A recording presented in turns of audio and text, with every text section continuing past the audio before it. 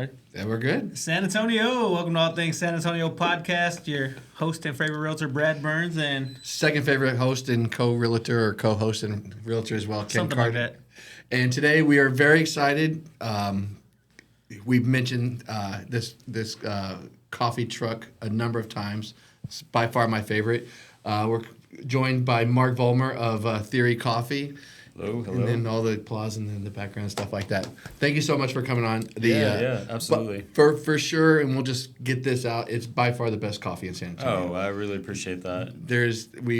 We've had other people like try to discuss, like talk about other places, and then they're like talking about like this. I'm like, what are you talking about? And I was like, that's not even coffee. I was like, you got way too much sugar, too much of that stuff. But we start everybody the same way. It's really about This is about you and like your origin story. I'm a San Antonio transplant. I moved here, military brat kind of guy. Brad's born and bred. So, what's your origin story? How'd you come to San Antonio to start with? Sure. Yeah. Well, I was born in San Antonio. Born inside of Loop 410. That's back-to-back original. Yeah. And then my family, we moved out towards the northwest side of town. So grew up, middle school, high school years out in the Helotes area. So San Antonio, born and raised. And when I graduated from high school, I moved to Austin. Okay. So I tell people I did my time in Austin.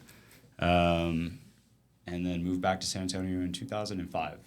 Okay. So, yeah, it's been 20 years now. What were you doing in Austin by your time? In Austin, just, hey, go to community college and see if the college thing is for me, and worked restaurant jobs and went to school.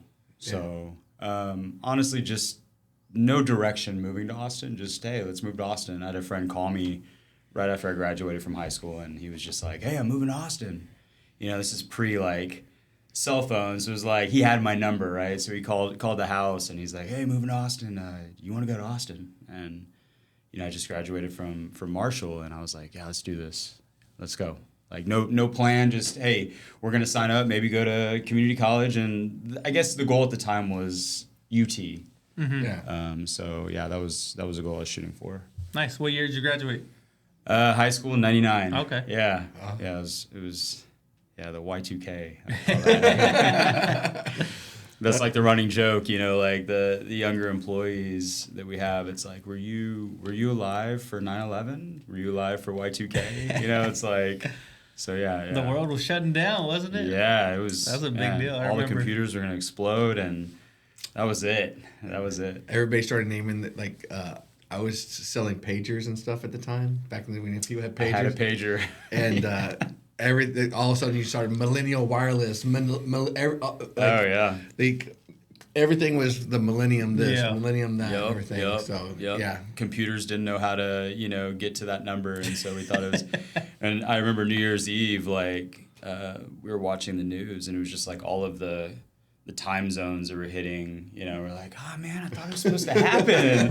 Then it was like our time zone, we're like waiting, nothing's going on. I remember that. I think we were watching, what's that one with Dan Rathers or 60 Minutes or whatever. 60 Minutes and. Yeah. In the background, we got Prince Party Like It's 1999. Yeah. Oh yeah. Just on loop. My whole life, I was waiting for that 1999. I thought that was going to be like, oh, that's going to be forever from now. Like, that's the end of the time. Yeah, that was his time. Rest in peace. Wow. I thought you were younger than that. 44 this year, so early 80s child. It's an interesting kind of like end of Gen X, beginning of the millennial. Yeah, so like according to what you're reading, it's Gen X or millennial. It's like they say that I'm that year where I'm the double threat, right? So I know how to use a rotary phone, and I can also navigate a computer. So it's like, kind of getting, remembering what it was like back then, and then the new stuff and seeing technology grow. So yeah. So do you have brothers and sisters or? I do. Yeah, I have an older sister, a younger sister, a half sister, a younger, and then step siblings as well. 2 step sisters and a step brother. Yeah, we got like that big. I tell people I got mine kids through mergers and acquisitions. Yeah. A little bit of this, a little bit of that. Yeah, I was in the Brady Bunch, so just our version of it. Yeah, most of us are these days. Yeah. So you're sitting. Did your coffee passion begin in Austin? So my first job was in the service industry. I was 15, and it's funny. I was just telling my dad the story yesterday. It was at El Chaparral in Helotes, and I remember it was $20 a shift plus tips, and I was a busboy. And so I've really just, since that first job, have been in the industry.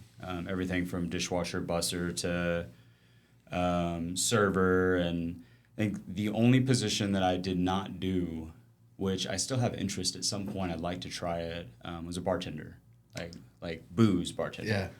But But you're kind of a bartender anyway. Yeah, definitely. Very much so. I mean, the barista, the translation too, right? So tending the bar or whatever.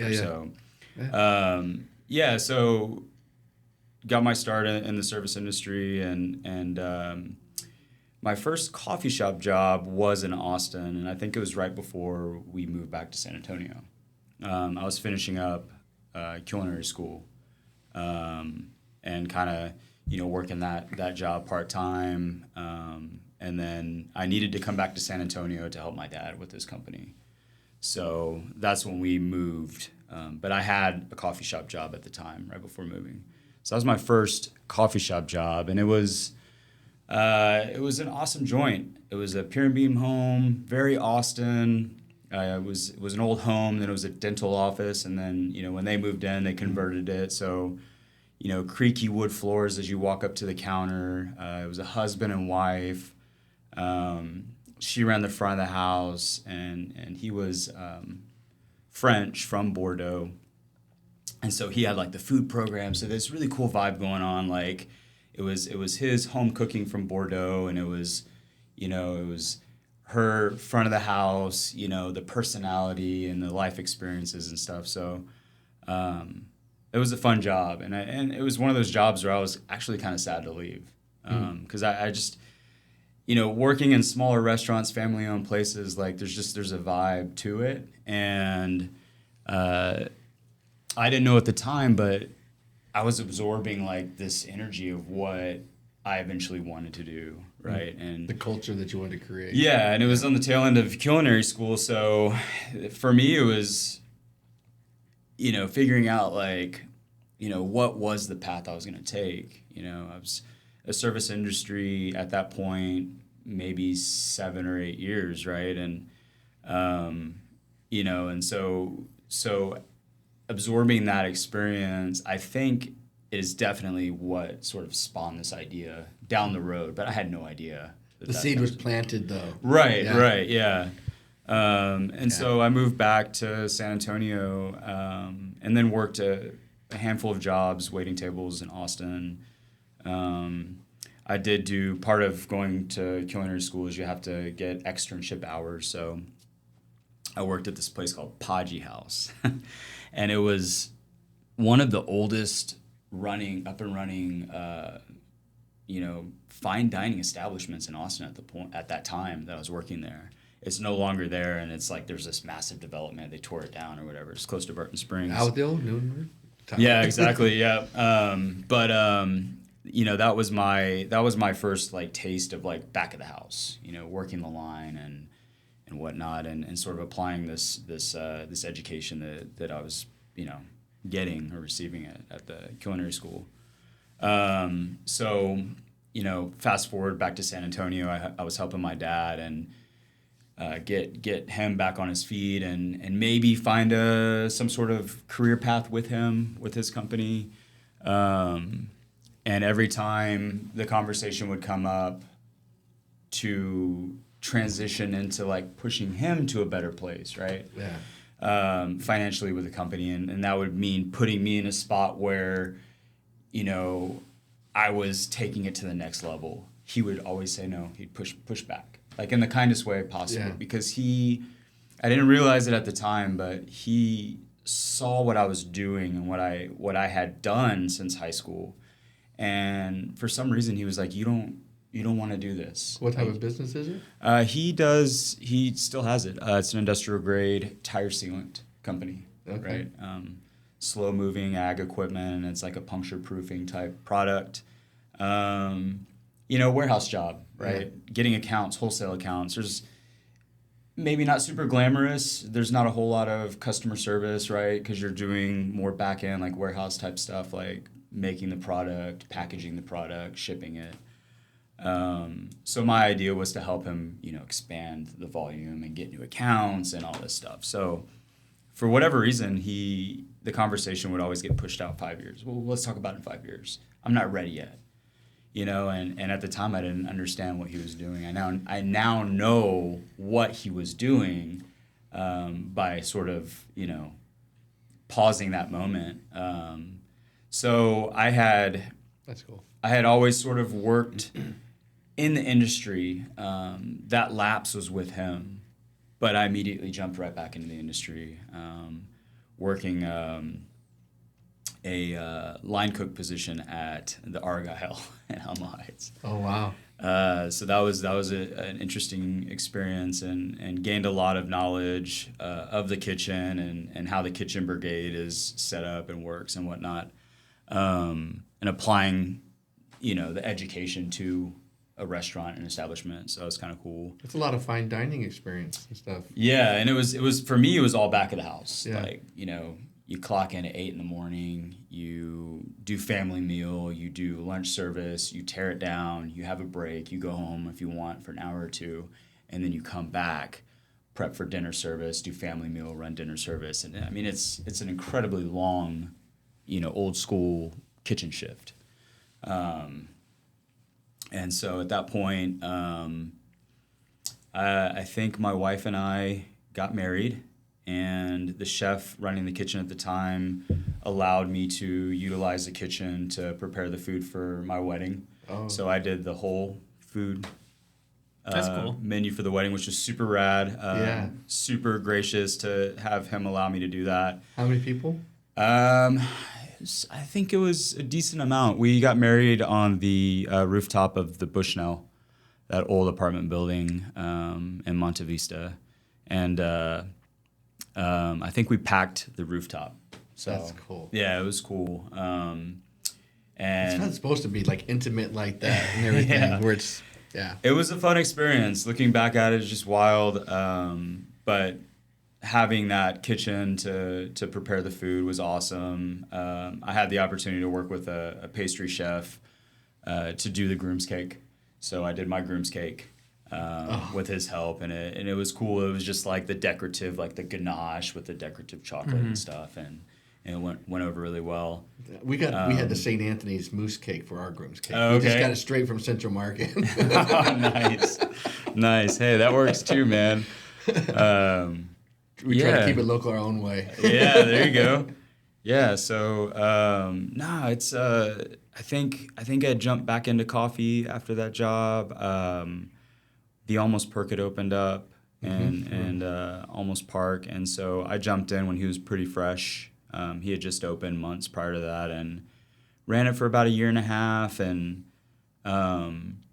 ended up working my way into a kitchen again. I managed as an assistant kitchen manager at Chewy's for a while.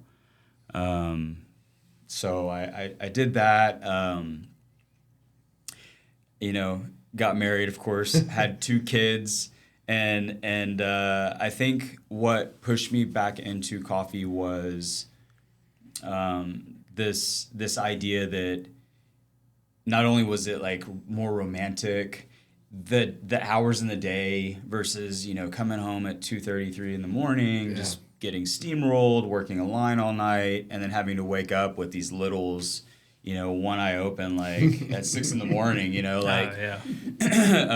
so I think in my head I was like, well, I've got to get back into something. And the coffee helps in that regard too. Right, yeah, absolutely. So that was the transition where I ended up getting a job in corporate coffee as a manager because I needed to match the salary that I was receiving, right? And I didn't want to strain the family by taking a huge pay hit or whatever. Sacrifices we make.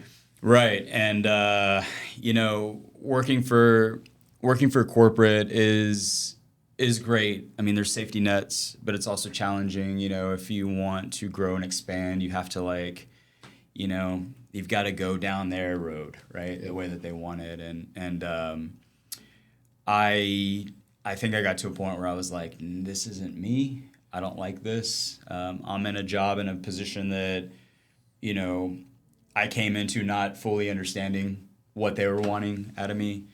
And I had scheduled myself off, I think July 4th, because I did the schedule and I'm like, I'm going to the beach. And I took the family down to Port Aransas to hang out with my family. And I'm just cruising Facebook at the time.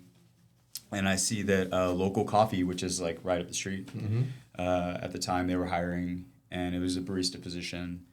And, didn't take a whole lot of convincing with my wife to, say, hey, look, I know this is a step down and as far as like the hierarchy, right? I'm not going to be managing, I'm going to be a barista, but like, honestly, this is a good reset, right? And so I ended up working at Local for about a year and a half or so with Robbie and the staff up there. And it was an amazing experience.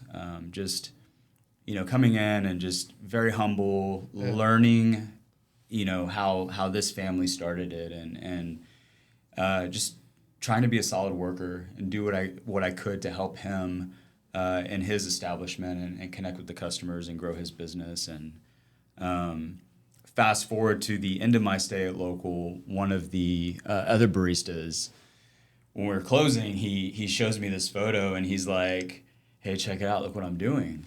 And I was like, oh, that's sick, man. It was the first logo for Indie Coffee. So it was Alex Lee. Yep. And it was a Sunday, I think, and we were closing, the two of us, and the conversation started in shop, but then, an hour later, we're in the parking lot talking about this idea. And I think that might have been that moment that I needed, where I was driving down 281, just freshly recalling this conversation that I just had with him,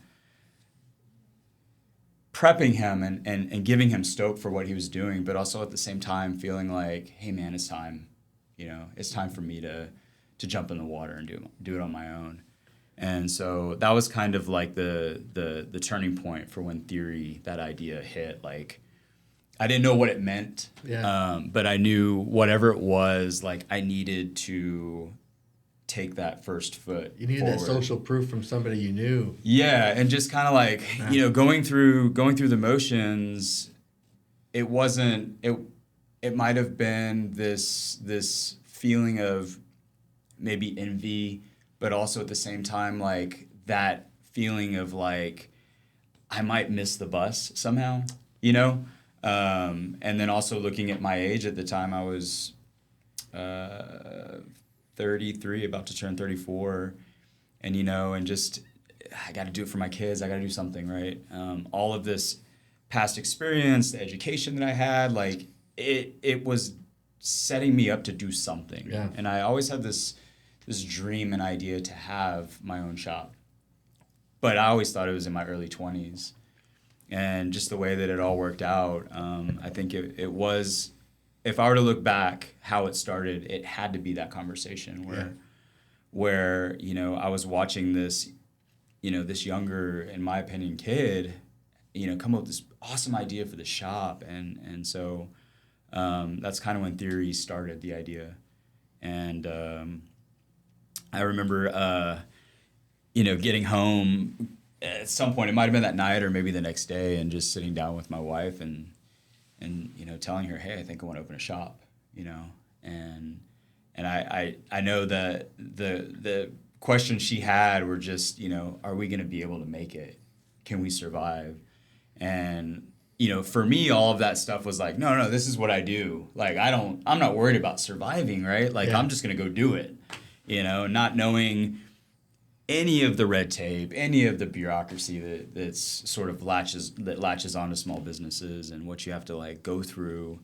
Even to this day, 10.5 years later, like, you get a letter and you're like, what does this mean? You know, and it's like, there's no like, I mean, maybe there are books, right? How to Run a Business for Dummies, right? Read it, like, hey, you're gonna get mail and you don't know what it is. Just open it up and read it because it might be important, right? That was it, and I was in a place of privilege to have, you know, private investment money to help me buy the trailer, buy the equipment, and get the ball rolling there. Found a trailer up in Northeast Texas, which is an entirely different story. I won't go into that. That was kind of wild. But got the trailer back to San Antonio, got the equipment, and just started piecing it together.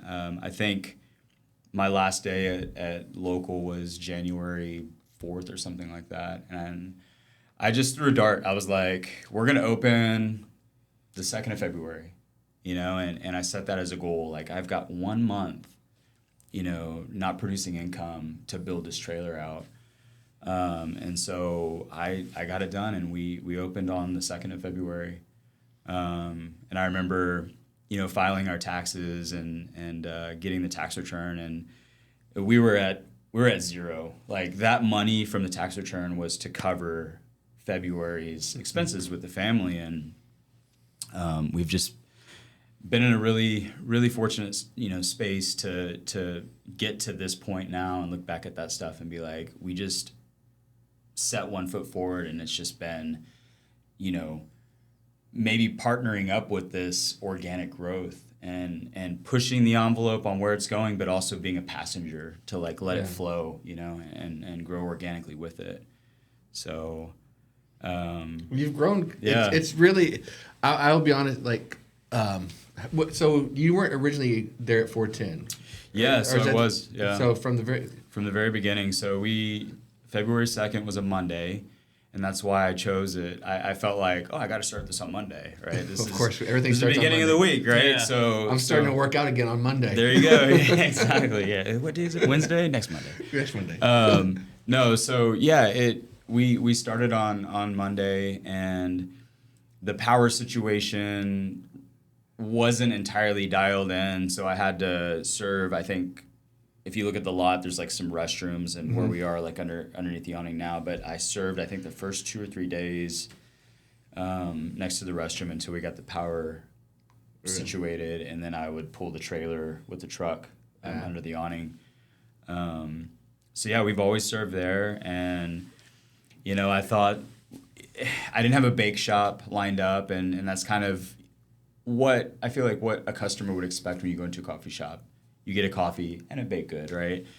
I just figured I needed to open, and if I was just serving coffee, cool. That's what I needed to do first and foremost, and so my mom, she helped me. I think the first week, for sure, the first week, and we had a conversation about what bake shop I was going to use, and I didn't have anything lined up. And she's like, "Well, I'll make carrot cake." And so every day when she would leave and go home, she would bake another cake, and we would just have it there, and we're serving these slices of carrot cake just as something. And that has turned into every year for our anniversary, she'll bake carrot cake, and we hand it out, and it's my mom's carrot cake, and it's amazing. And it's only gotten better over the years. It started out amazing, and it's mind-blowing now. So that's kind of a fun little thing that we do for anniversary.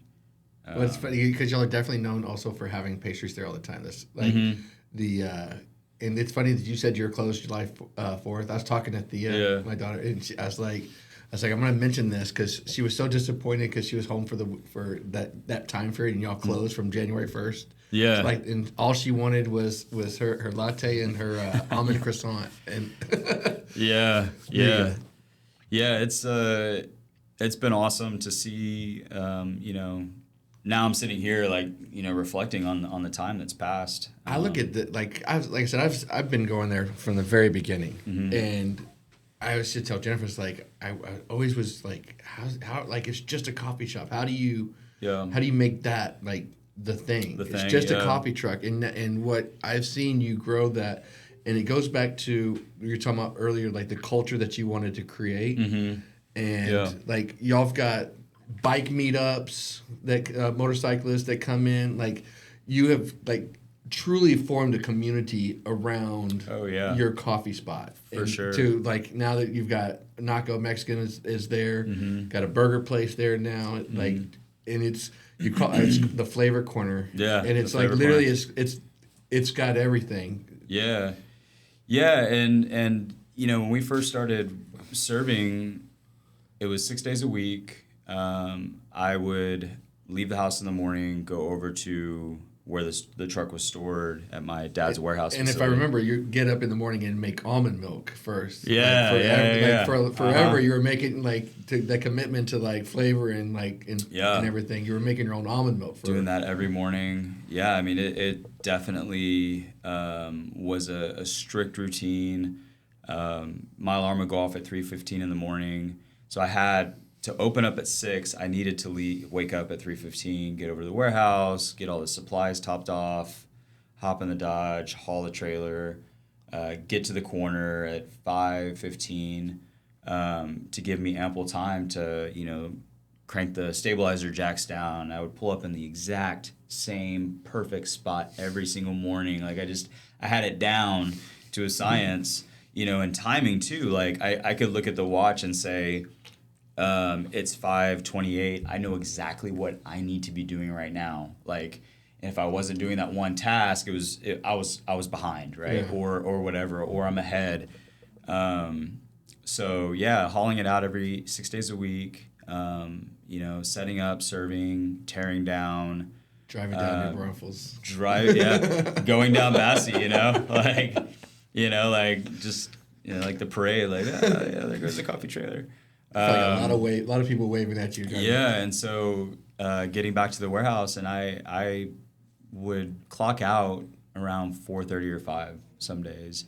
And if there was extra things to do like maintenance or, you have tires, right? So some days I would have to go get, tires at Discount Tire or whatever the case may be. The espresso machine needed attention or just whatever it was that would keep me there to extend the day out. Like, some days were pretty long, and I did that for 7.5 years, 6 days a week. Entrepreneurship.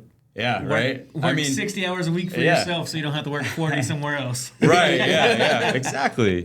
And so, the processes of doing all that led up to needing to change, right? And I knew there wasn't sustainability in doing that forever. Mm-hmm. There was only so much that I could continue to do with that routine. And then this idea of maybe hiring somebody to do what I was doing, the price tag for that, it's crazy.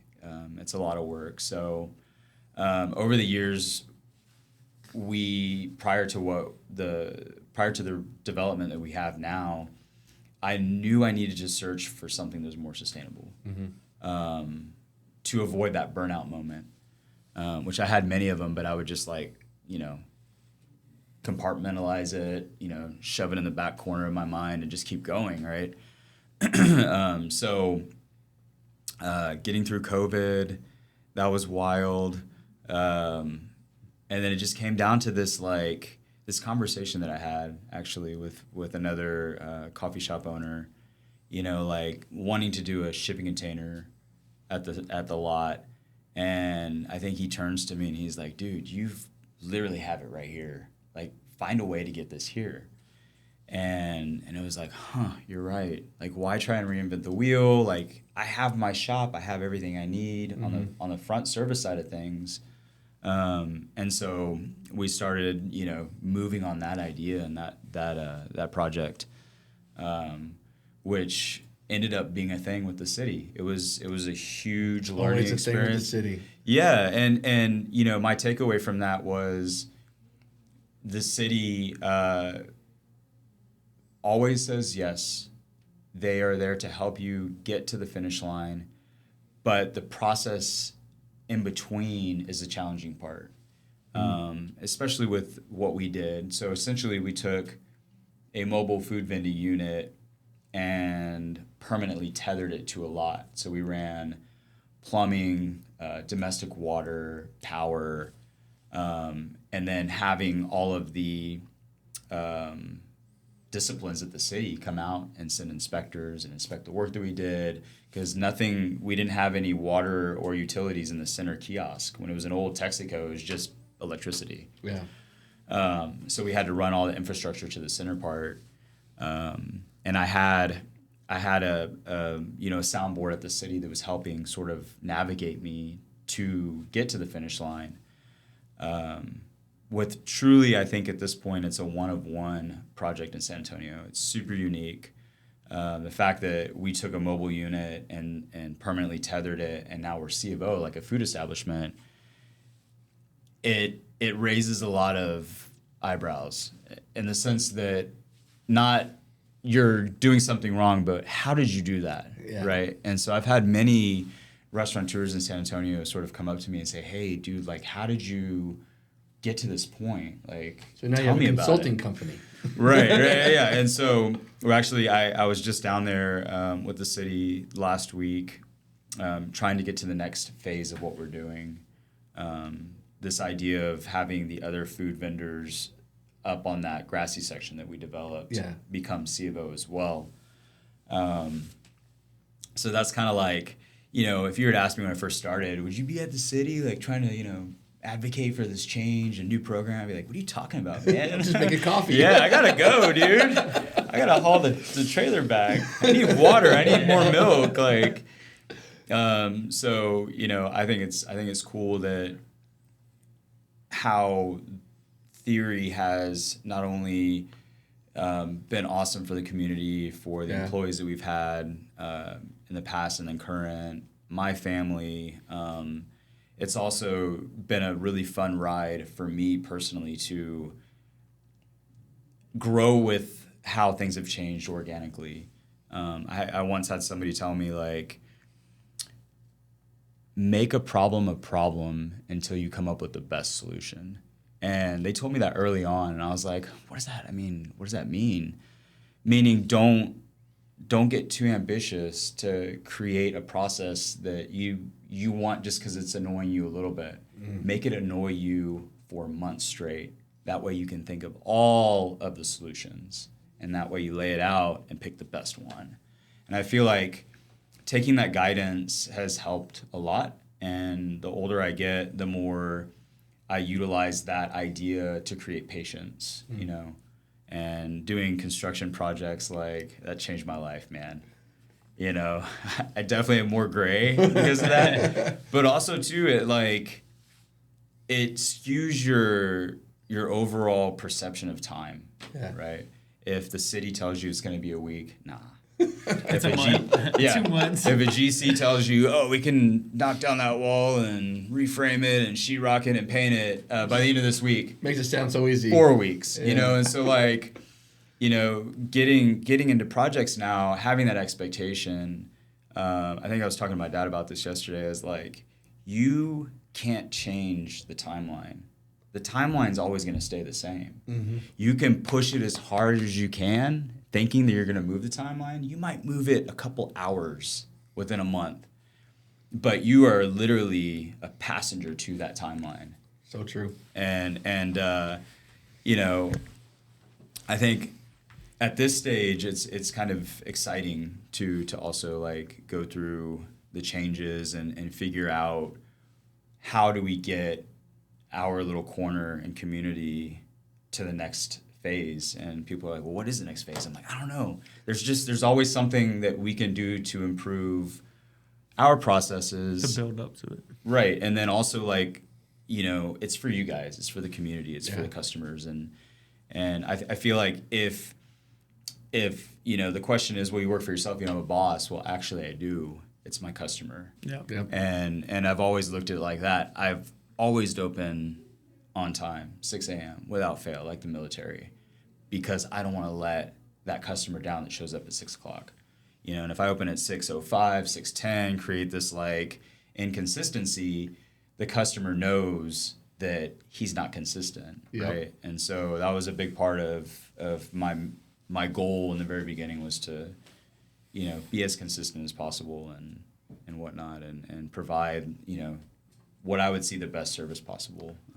So, I love that you stayed in the trailer, I guess you call it, the food trailer, Yeah. versus, like, because I think natural progression, a lot of people take is like, all right, we'll start off here, then we're going to go get a brick and mortar. Yeah. And then something happens with that, and they go back to the trailer, and they bounce back and forth. Just make it brick and mortar almost.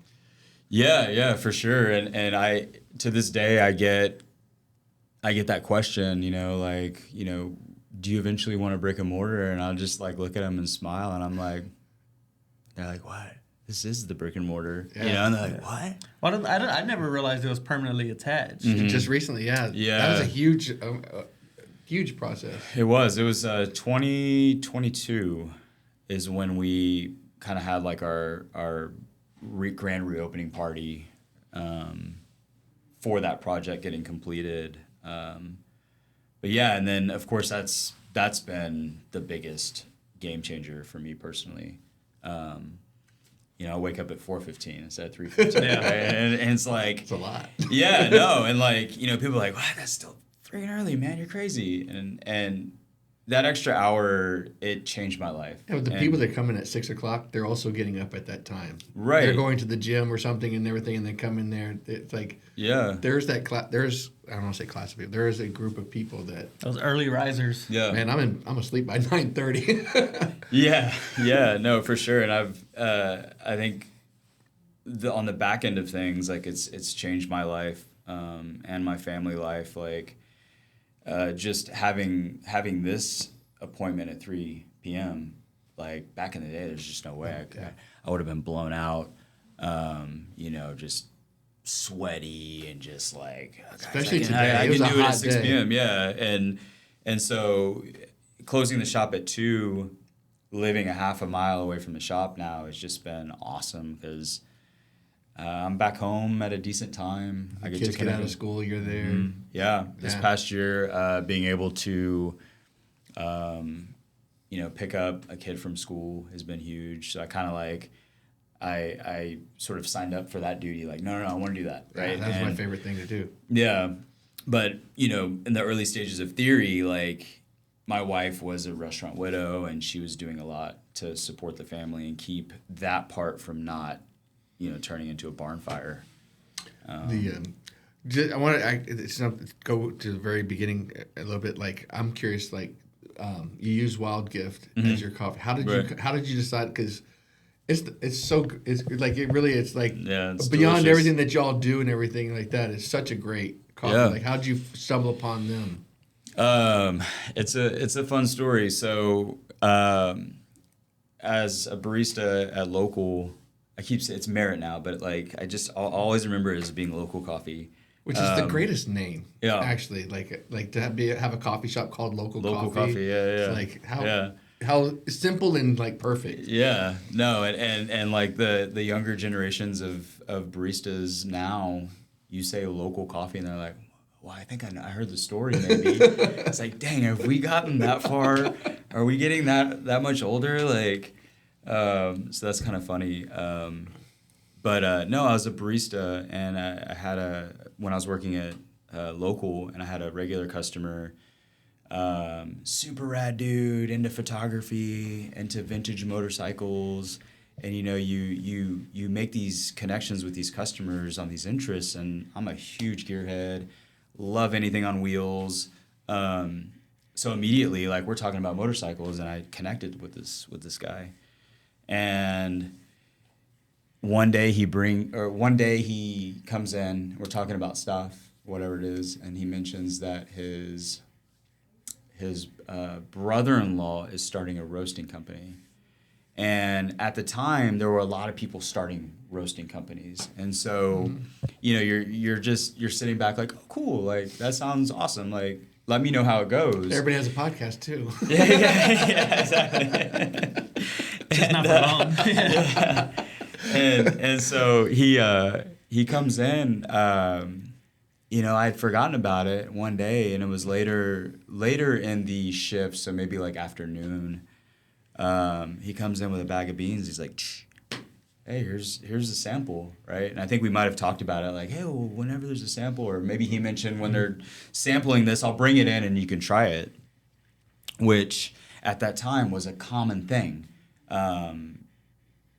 they would get mail all the time from roasters all over the country Really? sampling out because they want this shop to carry the beans.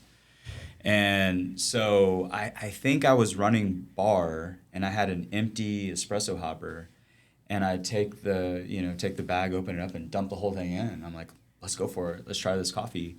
And I think it was like the first or second shot, just right out of the gate, I sipped it, and I was like, oh my God, I've had this before. And it was just like that memory response, that your taste buds will give you. Like, it'll send you to a place. And I immediately got sent to this cafe in Austin. And long story short, those beans, so his brother-in-law was partners with the head roaster. And so the brother-in-law had a coffee shop in Austin, and he teamed up with the roaster. That roaster was the head roaster of another coffee roasting company in Texas that supplied the beans to this coffee shop in Austin. And I love that coffee shop. It was Cafe Medici. It was, at the time, they were like at the epicenter of this third wave coffee that just exploded in Austin. Hadn't really filtered down to San Antonio yet. But, well, it did, right? Robbie Grubbs, the owner of Local Coffee, which is another story on that connection. So it was, for me, it was like this really rad, like, oh my God, like I didn't know the connection at that point. I just knew that I had tasted something that was very badass. And I think when I started Theory, that was the big question, like who's going to be your roaster? Because a lot of coffee shops get to that point and they either have a family connection or they have a favorite coffee that they enjoyed at a cafe, and so they'll reach out to that roaster, or just maybe just as a customer experience or whatever. And so I think I had that moment where the light bulb went off and I was like, I got to find that guy. And whoever that is, I got to find this guy. And it turns out it was, somebody in the community, and he had just started. And I still have the picture of the Instagram post because I had posted it like, I'm going to give this a go. Well, no, when the coffee came in, I'm like, about to give this guy a go, because I was stoked to try this coffee from this really rad customer. And that's how it kicked off. And before I opened, I had gone up to Wild Gift in their early stages. I think they'd been open for like 3 or 4 months maybe in Round Rock. And it was Clancy Rose, the roaster, and I spent a day up there, and it was awesome.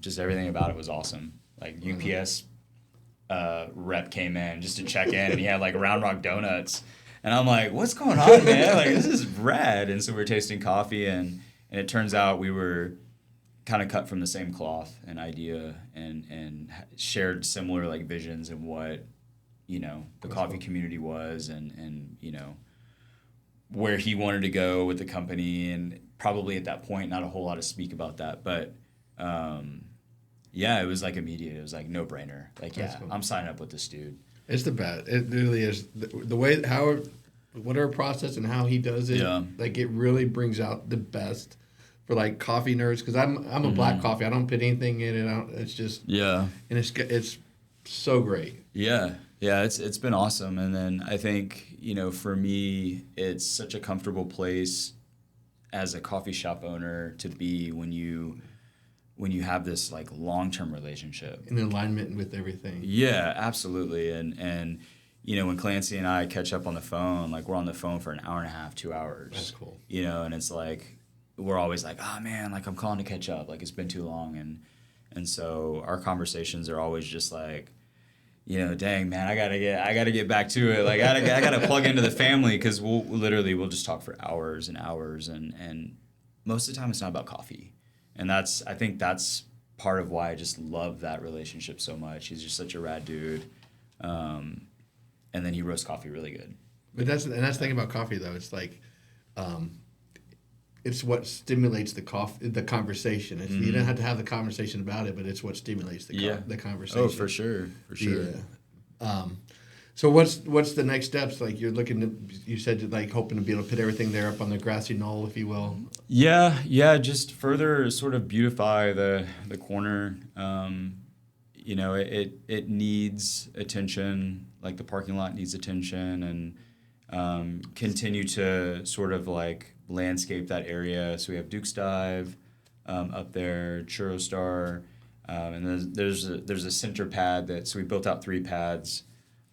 Essentially that are going to do the same thing that we did. Power, water, sanitation.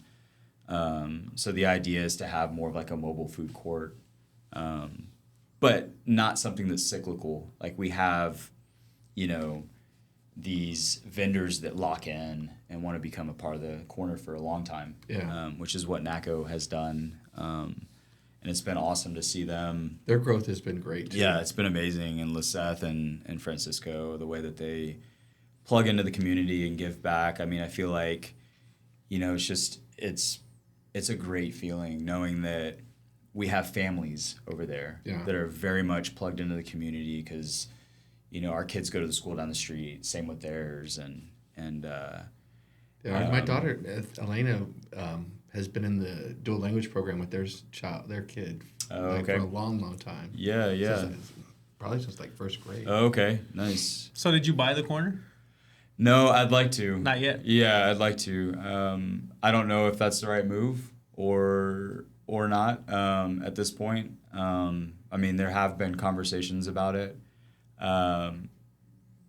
You're building up too much value there. Yeah, you're making it more expensive.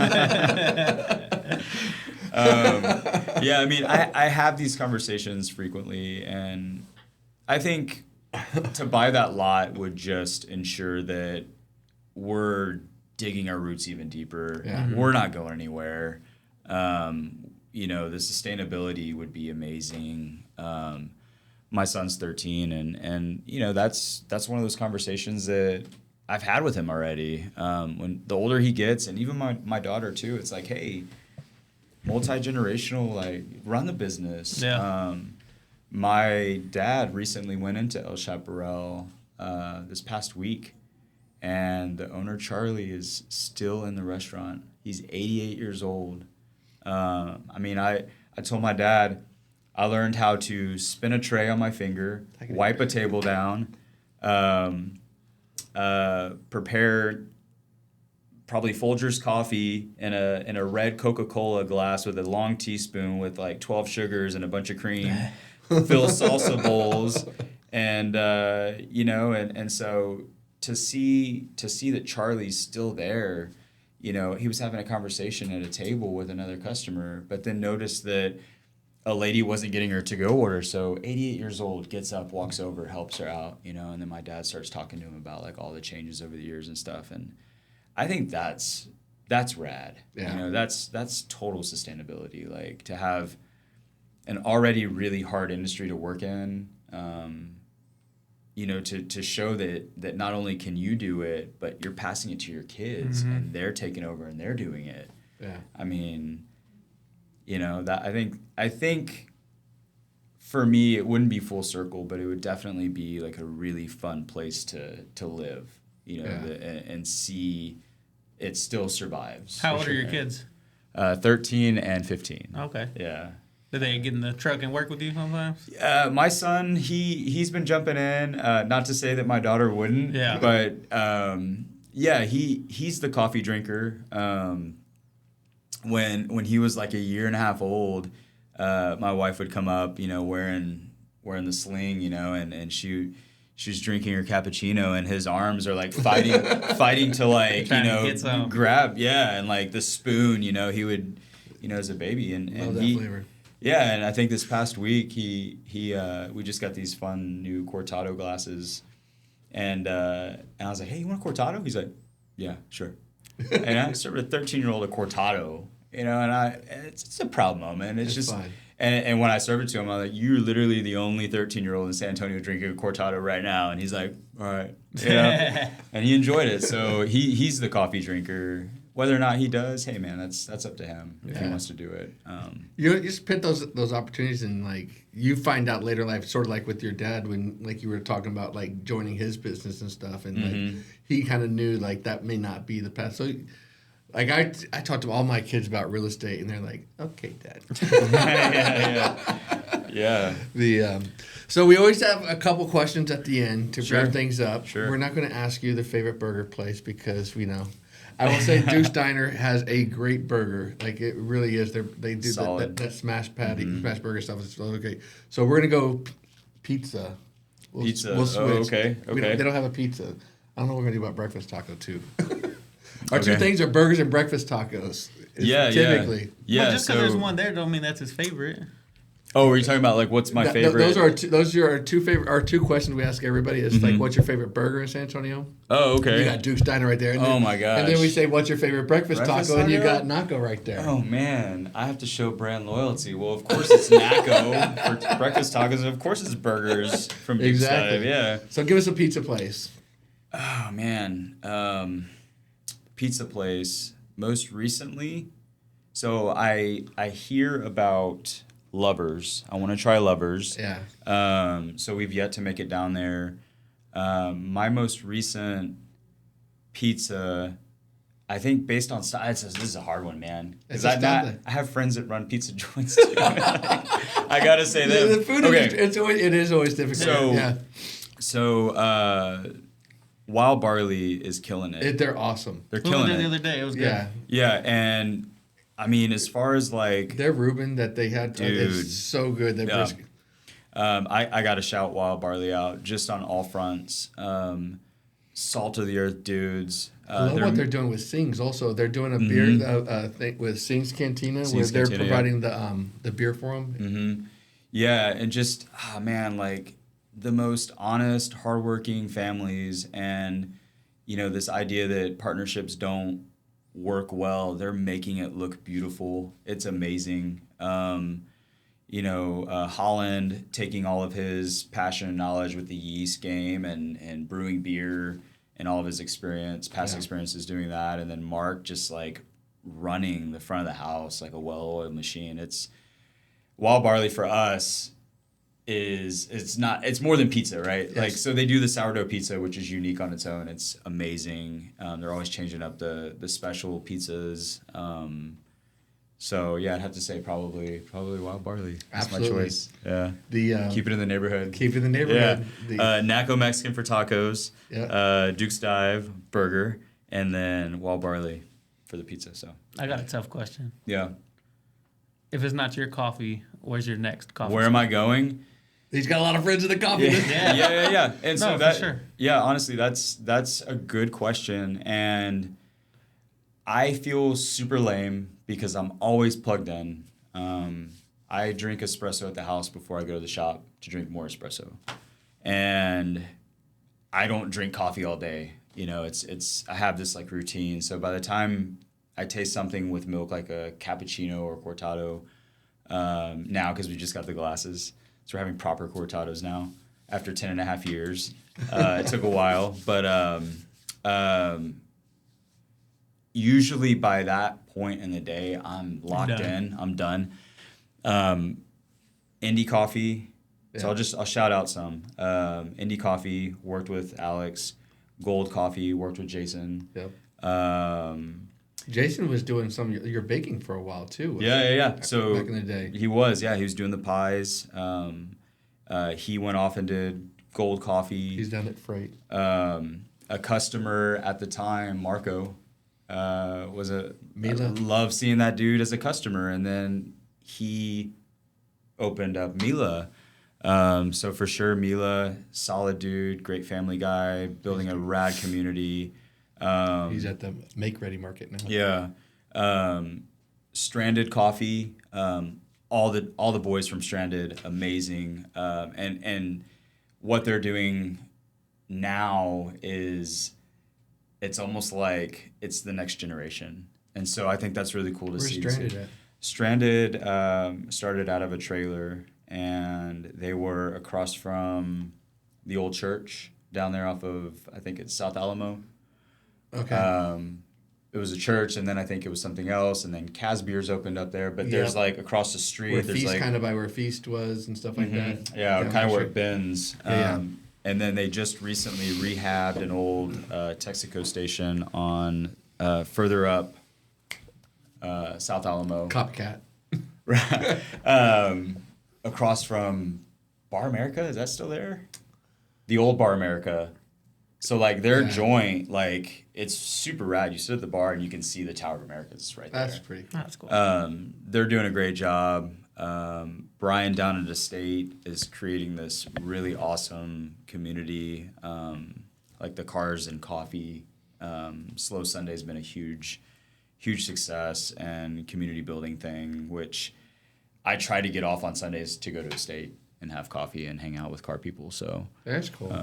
yeah, there's definitely, and I feel like I'm kind of like Missing someone with you. yeah. Oh, of course, the coffee community in San Antonio is huge. But it's also it's like all those guys that you've named, like everybody is very supportive of each other and everything Absolutely. like that. And that's again, it's one of the things that's great about San Antonio is like for the most part, we lift each other up, even if we're in the same industries and stuff like 100%. that. We are always supporting in our restaurant and coffee, our that industry, the restaurant industry in San Antonio, I think, is one of the best when it comes to supporting each other. Oh, absolutely. Yeah, I love serving coffee to not only the coffee community that shows up at the trailer, but like the restaurateurs and service industry workers, and because we're all cut from the same cloth. We're all doing the same thing. We're all pushing the same agenda. Yeah. And fighting for that overall experience for San Antonian residents. Like one of my favorite places to go when I do have the chance to go dine somewhere is Atta Girl, Atta Boy. I don't do it as frequent as I should to support it, and I feel bad about that. But when I get out and seeing what Chris Cullum has done to sort of carry San Antonio's traditions and sort of present it in his style through Attaboy is just amazing. So, yeah, I mean, we are super lucky to have such a solid core of restaurateurs in San Antonio. And coffee community is one of those, I think, selling points, right? I mean, we get world travelers and they're just like, what the hell? Like, what? We have great coffee. San Antonio, like, we had no idea, and I think that's really cool to not only serve coffee out of a trailer underneath a gas station awning. Like, it's like this deliver under promise situation, right? Because, I'm going to check out this trailer. And they're like, what? Like, what? Well, it's always packed. Yeah. It's always packed, and I love it. I appreciate it. Yeah. It's what you're doing is great stuff. Thanks for coming on, man. Yeah, absolutely. Follow Theory. It's at Theory Coffee, right? Or is it? On the medias, it's Theory Coffee on Instagram. Yeah. Yep. Follow them, give them a shout, go by, Go check it say out. hi to Mark, and Deuce Dive, Yes. Yeah. and Naco. The Flavor Corner. Flavor Corner, That's right. brother. Awesome. Thanks for Thank you coming so on. much for coming on. Yeah, thank you.